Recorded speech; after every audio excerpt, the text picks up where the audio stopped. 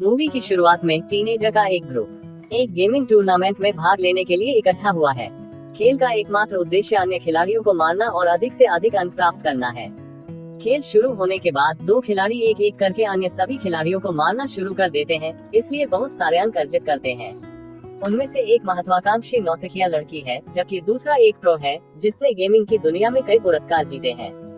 जैसे जैसे भीड़ खुश होती है, अनुभवी अपने अनुभव का उपयोग करता है, लेकिन नौसिखिया लड़की के पास अभी भी एक इक्का है। वह इम्पल्स 9 नामक एनर्जी ड्रिंक की एक बोतल निकालती है और उसे एक बार में पी जाती है, जो न केवल उसे ऊर्जा देती है बल्कि समय को 100 गुना धीमा कर देती है। इस शक्ति के साथ वह अनुभवी खिलाड़ी सहित सभी खिलाड़ियों को देखते ही मार देती है। लड़की अंततः टूर्नामेंट जीत जाती है और अपने प्रेमी के साथ जश्न मनाना शुरू कर देती है, लेकिन उसे कम ही पता था कि उसका उत्साह सबसे क्रूर तरीके से कटने वाला है। एनर्जी ड्रिंक की बोतल जमीन पर गिर जाती है और टूट जाती है, जिससे लड़की वास्तविकता में वापस आ जाती है। तो वह खुद को 3 बच्चों के साथ एक वयस्क के रूप में पाती है। मामले को बदतर बनाने के लिए वह एक पुराने घर में रह रही है, जिसमें बिजली और आधुनिक उपकरण नहीं है। बाहर दुनिया बंजर भूमि में बदल गई है और ऑक्सीजन भी सांस लेने के लिए जहरीली हो गई है। इसके बाद हम लड़की के परिचय के साथ टूर्नामेंट होने से कुछ दिन पहले वापस आते हैं। लड़की का नाम बेल हर्नांडेज है। वह एक तेजतर्रार FPS गेमर है, जिसका जीवन का एकमात्र सपना पेशेवर बनना और इससे जीवन यापन करना है। साल 2017 है और वेल अपने तलाकशुदा पिता कार्लोस के साथ रहती है। एक दिन वह एक नौकरी के इंटरव्यू के लिए वेल को सेट करता है, तो वह घर छोड़ देती है। बाहर उसका लवर इवान उसे अपनी कार में लेने आता है। उनके जाने के बाद वेल जल्दी से पीठ में अपनी पोशाक बदल लेती है। यह पता चला है कि वह अपना साक्षात्कार छोड़ रही है और फील्ड ऑफ फायर नामक एक खेल के टूर्नामेंट में जा रही है। अधिकांश FPS बैटल रॉयल गेम की तरह फील्ड ऑफ फायर एक मल्टीप्लेयर गेम है, जहां मुख्य उद्देश्य अंतिम व्यक्ति खड़ा होना है। वेल का अनुमान है कि अगर वह पहला स्थान जीतती है तो वह 1 टन पैसा कमा सकती है और खुद को एक गेमिंग कंप्यूटर बना सकती है। हालांकि इवान ने यह खुलासा करते हुए अपना बुलबुला तोड़ दिया कि रॉय नामक एक अनुभवी पेशेवर गेमर टूर्नामेंट में एक आश्चर्यजनक उपस्थिति बनाने जा रहा है। जल्द ही दोनों प्रतियोगिता के मैदान में पहुंच जाते हैं और रॉय को अपने प्रशंसकों के साथ तस्वीरें लेते हुए देखते हैं। पहला मैच शुरू होने से पहले इवान अपनी प्रेमिका को याद दिलाता है कि उसे बहकाना नहीं चाहिए और केवल फाइनल के लिए क्वालिफाई करने पर केंद्रित करना चाहिए। हालांकि वेल ने अभिमानी रॉय को हराने पर अपनी नजरें गड़ा दी हैं। थोड़ी देर बाद सभी खिलाड़ी अपने कंप्यूटर पर बैठ जाते हैं और खेल शुरू हो जाता है। वेल शुरुआती बढ़त लेती है, लेकिन रॉय बिना पसीना बहाए उसे पकड़ लेता है। वह खेल के बीच में भीड़ के साथ बातचीत भी करता है, ऐसा उसका आत्मविश्वास है। इसका फायदा उठाते हुए वेल कुछ अंक हासिल करती है और जीतने की कगार पर होती है, लेकिन खेल खत्म करने के बजाय वह एक शानदार किल के लिए जाने का फैसला करती है। योजना जल्दी विफल हो जाती है और रॉय पलक झपकते ही उसे खत्म कर देता है। इसके बावजूद वेल अगले दिन होने वाले फाइनल के लिए क्वालिफाई करती है। जैसे ही दोनों मैदान से बाहर निकलते हैं, रॉय बाहर आता है और अपने फैंस के साथ सेल्फी लेने के लिए आगे बढ़ने से पहले वेल का मजाक उड़ाता है। और जब इवान अपनी कार लेने के लिए दूर होता है, तो कोजिमा नाम का एक व्यक्ति वेल के पास आता है और बताता है कि वह जीतने का रहस्य जानता है।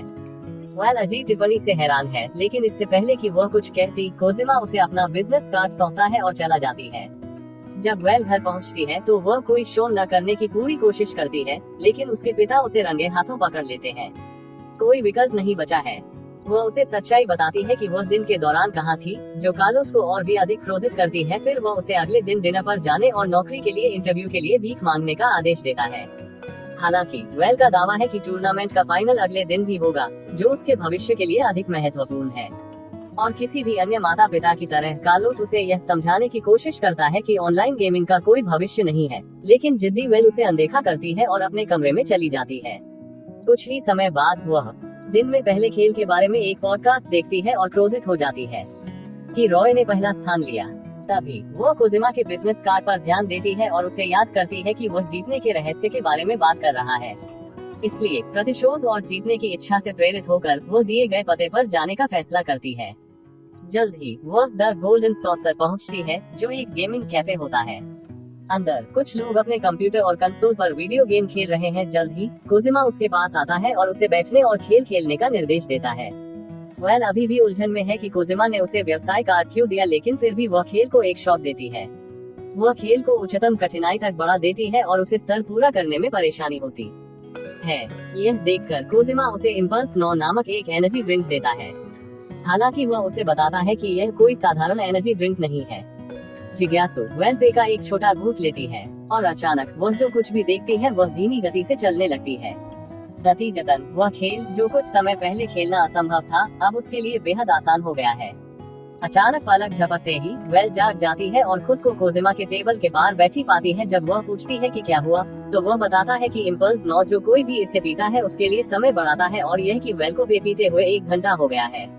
वह यह भी बताता है कि कितना समय बढ़ाया गया है यह एनर्जी ड्रिंक के सेवन की मात्रा पर निर्भर करता है। इसके बाद कोजिमा एक बोतल के लिए $500 की मांग करता है जो वेल को झकझोर देती है। वह सोचने लगती है कि टूर्नामेंट में प्रतिस्पर्धा करने के लिए पे का उपयोग करना धोखा हो सकता है। लेकिन तभी कोजिमा को रॉय का फोन आता है और पता चलता है कि वह गेम जीतने के लिए इम्पल्स 9 का भी इस्तेमाल करता है।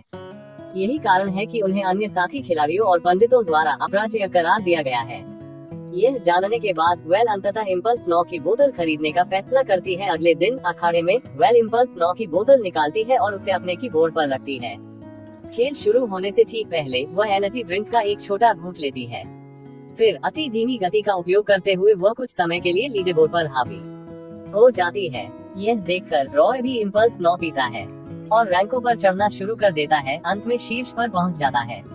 यह वेल को हताश कर देता है, इसलिए वह परिणाम की परवाह किए बिना एनर्जी ड्रिंक की पूरी बोतल चबाती है। नतीजतन वेल के लिए समय बेहद धीमी गति से चलता है और वह इसका पूरा फायदा उठाती है। आखिरकार वह रॉय के अवतार को मार देती है और पूरा टूर्नामेंट जीत जाती है। भीड़ बेकाबू हो जाती है और हर कोई उसके साथ साथ इवान की भी जय जयकार करता है। जैसे ही दोनों किस करते हैं, ऊर्जा की बोतल जमीन पर गिर जाती है और टूट जाती है। अचानक वेल वास्तविकता में वापस आ जाती है और खुद को एक पुराने घर में एक कुर्सी पर बैठा हुआ पाती है। वह एक बच्चे को पकड़े हुए है और कुछ ही समय बाद इवान फटे और गंदे कपड़े पहनकर कमरे में आता है। वह बच्चे को सुलाता है और वेल को तैयार होने के लिए कहता है। वेल सुपर भ्रमित है और उसके पूर्ण विकसित वयस्क शरीर और उसके हाथ पर एक शादी की अंगूठी को देखने के बाद हाइपरवेंटिलेट करना शुरू कर देती है। वह कुछ राहत के लिए नीचे की ओर दौड़ती है, लेकिन उसके आतंक के कारण 2 अन्य बच्चे उसे मां कहते हैं। अचानक वह सदमे में आ जाती है और घर के बाहर भाग जाती है।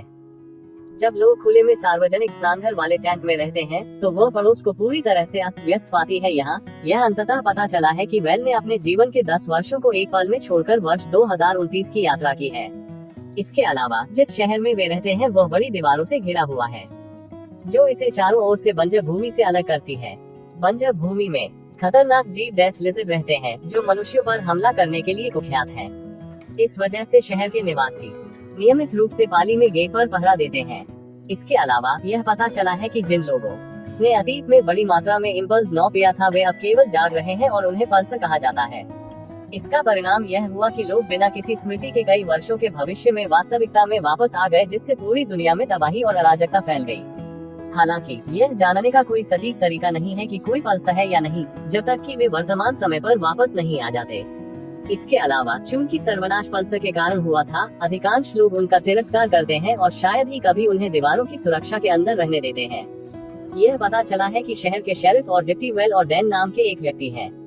पल्स की तरह खत्म होने से बचने के लिए वेल इस तथ्य को छुपाती है कि उसने भी इम्पल्स 9 का सेवन किया था। बाद में घर पर वेल यह पता लगाने की कोशिश करती है कि क्या हो रहा है। फिर वह अपने पिता कार्लोस को याद करती है और उसके साथ अपनी आखिरी मुलाकात को याद करने की कोशिश करती है। हालांकि जब वह अपना सिर घुमाती है तो वेल ने अपने पिता की राख के साथ एक कलश को देखा। इससे वह टूट जाती है और वह जोर जोर से रोने लगती है।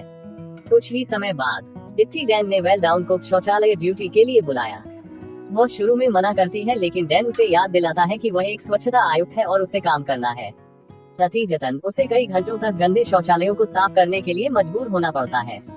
कई दिन बीत जाते हैं और वेल सर्वनाश पड़ोस के तरीकों के आदी होने लगती है। एक दिन वह गार्ड ड्यूटी, मैला धोने और शौचालय की ड्यूटी सहित हर एक काम करती है। वह बच्चों को स्कूल से ले जाती है, जहां उसकी बेटी सोफिया उसे यह कहते हुए अपनी एक ड्राइंग देती है कि वह उसका हीरो है। हालांकि वेल बेहद थकी हुई है और वह छोटी लड़की के प्रयासों की सराहना नहीं करती है। एक बार जब वह घर पहुंचती है तो वह इवान को गेम कंसोल को पावर देने के लिए साइकिल चलाते हुए देखती है, क्योंकि बिजली उपलब्ध नहीं है। वेल को आश्चर्य हुआ, खेल वास्तव में उसका पसंदीदा खेल है। आग का क्षेत्र। वेल इससे बहुत ज्यादा उत्साहित है और बच्चों को सुलाने से पहले एक राउंड खेलने के लिए तैयार हो जाती है। इवान एक सामाजिक सभा में जाने के बाद वेल और बच्चे रात में खेलना शुरू करते हैं। घंटे बीत जाते हैं और अचानक इवान अंदर भागता है। यह स्पष्ट है कि वह डरा हुआ है और वेल को सूचित करता है कि वह अपनी गार्ड ड्यूटी शिफ्ट से चूक गई है। नतीजतन डैन, जो अंदर जाने के लिए गेट पर दस्तक दे रहा था, मौत की छिपकलियों द्वारा मारा गया। बिना समय बर्बाद किए दोनों उस दृश्य की ओर भागते हैं जहां डैन की पीड़ित पत्नी वेल से गुस्से में है। अपराध बोध से भरा वेल घर जाने की कोशिश करती है, लेकिन इवान कहता है कि उसे अभी भी अपनी गार्ड शिफ्ट खत्म करनी है। अनिच्छा से वह बाध्य है। अपनी शिफ्ट खत्म होने के बाद वेल दर्दनाक दर्द के साथ घर लौटती है। वह इवान के प्रति अपनी भावनाओं को व्यक्त करती है, जो बिस्तर पर जाने से पहले उसे दिलासा देता है और आश्वस्त करता है, यह सोचकर कि नई दुनिया में उसका कोई स्थान नहीं है। वेल सब कुछ छोड़कर बंजर भूमि की यात्रा करने का फैसला करती है।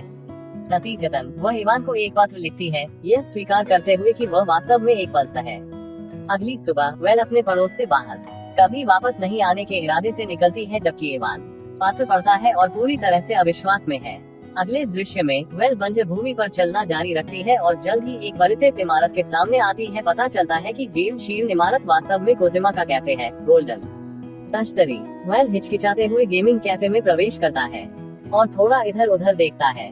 उसके आश्चर्य के लिए कोजिमा काउंटर से बाहर निकलता है, हालांकि उसे लगता है जैसे कुछ बंद है। उसे पता चलता है कि कोजिमा की उम्र एक दिन भी नहीं हुई है, लेकिन वह यह नहीं बताता कि कैसे।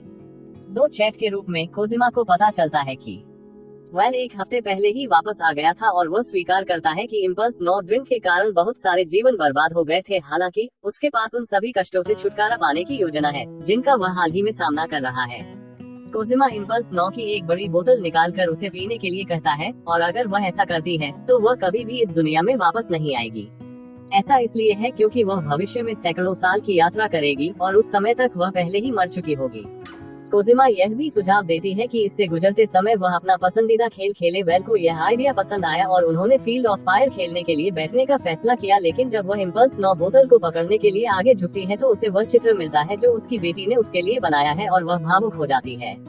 वह फिर मेमोरी लेन की यात्रा करती है और अपने बच्चों और इवान के साथ बिताए सभी अच्छे पलों को याद करती है। नतीजतन वह एनर्जी ड्रिंक पीने की अपनी योजना को समाप्त कर देती है और इसके बजाय समुदाय में वापस अपने परिवार के साथ मिल जाती है।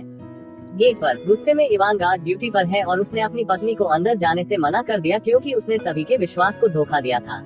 वेल हर चीज के लिए माफी मांगती है और फिर से शुरू करने और चीजों को ठीक करने का वादा करती है। अचानक वे दोनों दूर से गोलियों की आवाज सुनते हैं और महसूस करते हैं कि यह उनके समुदाय के पास आने वाली मौत की छिपकली है। तब यह पता चला कि मौत की छिपकली सामान्य लोगों का एक समूह है जो नरभक्षी है और बंजर भूमि में दूसरों का शिकार करते हैं। तो इवान वेल को अंदर आने देता है और अलार्म बंद हो जाता है, सभी को दहशत की स्थिति में भेज देता है।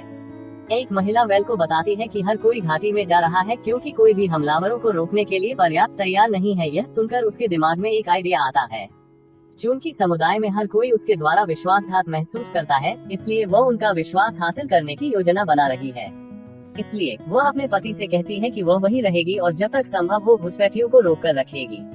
इवान उसके बिना जाने के लिए दुखी है, लेकिन जब वेल उसे अपने बच्चों के लिए जाने के लिए कहती है तो वह बाध्य होता है। कुछ ही समय बाद वेल पहले से बड़ी इम्पल्स 9 बोतल निकालता है और युद्ध के लिए तैयार हो जाता है। मौत की छिपकलियां भी द्वार से अपना रास्ता बनाती हैं, कहर बरपाने लिए तैयार है। तब यह पता चलता है कि मौत की छिपकलियों का नेता कोई और नहीं बल्कि खुद रॉय है। दोनों तुरंत एक दूसरे को पहचान लेते हैं और रॉय ने खुलासा किया कि वह कुछ साल पहले वास्तविकता में वापस आ गया था और अब वह एक बर्बर नेता बन गया है जो जिसे चाहे मार सकता है। लेकिन उसकी धमकियों के बावजूद वेल चरणबद्ध नहीं है। यह पता चला है कि वह उनके आने से पहले ही एनर्जी ड्रिंक नीचे गिरा चुकी है, जो तब स्पष्ट हो जाता है जब वह खाली बोतल को रॉय की ओर उछालती है। अचानक वेल धीमी गति में चली जाती है और गैस कनस्तरों में से एक पर आग लगा देता है, जिससे हमलावरों को उड़ते हुए भेज दिया जाता है। एक क्रूर गोलीबारी होती है और वेल उनमें से लगभग सभी को बाहर निकालने में सफल हो जाता है। दुर्भाग्य से जमीन पर गिरने से पहले उसके पेट और कंधे में गोली लग जाती है। अचानक रॉय बाहर आता है और वह वेल पर एक गोली चलाता है, लेकिन चूक जाता है। मौके का फायदा उठाते हुए वह वापस गोली मार देती है और रॉय को सफलतापूर्वक मार देती है। इसके बाद वह अपनी अंतिम सांस के साथ आग बुझाती है, इवान को संकेत देती है कि समुदाय को बचा लिया गया है। फिल्म समाप्त होती है क्योंकि इवान ने चमकदार लाल चमक को नोटिस किया है, जबकि वेल धीरे धीरे मर जाती है।